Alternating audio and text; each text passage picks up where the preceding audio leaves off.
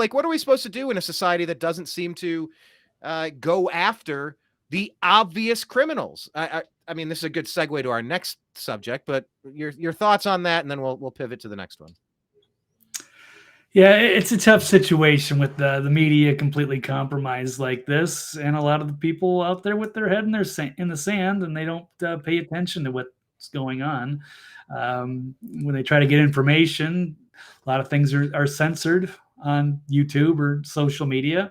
They might not run into this stuff, or they really believe the propaganda. This is what happens when we're not paying attention, because it seems obvious to us, and yet yeah, it does. we've been lied to for a long time, for over 20 years. This is totally taken my life on a different trajectory. I had a totally different life plan for myself back in the late 90s. I was going to move to Vegas, become a bartender, until I wrote a great screenplay, write movies. And then 9/11 really just kind of, it changed the whole country. That it changed all the energy, and it just brought us into this dark new era where it was just the continual war on terrorism, and that was at home and abroad. It was Patriot Act. It was just everything. It was all of a sudden we were in dystopia. And after a few years, the social media opened up, and then we started doing our own media, because it was just nonstop lies. And it was so frustrating.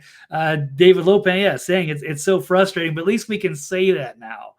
What was really frustrating in 2005, or the early the 2000 era, when I just wanted to scream about 9/11 or the unjustified wars, or there were no weapons of mass destruction, or how did they orchestrate this from a cave in Afghanistan while we're guarding poppy fields and controlling the opium. Like, there was just so many things wrong, and there was no outlet outside of speaking to people in person. No social media. You had no way to get on the news. I would encourage some people to go to our Patreon page and donate, but Patreon deleted my page. I don't know if I told you that one, Blake. They deleted, the New American Media page 2 weeks ago, and I've escalated it up, and they're just not relenting. They just deleted it. No explanation. They can't get it back going. They're just, that's what we're up against. Yet we still do this. No matter what you do to us, we're gonna keep coming. We're gonna keep coming. Yes. What else are we gonna do?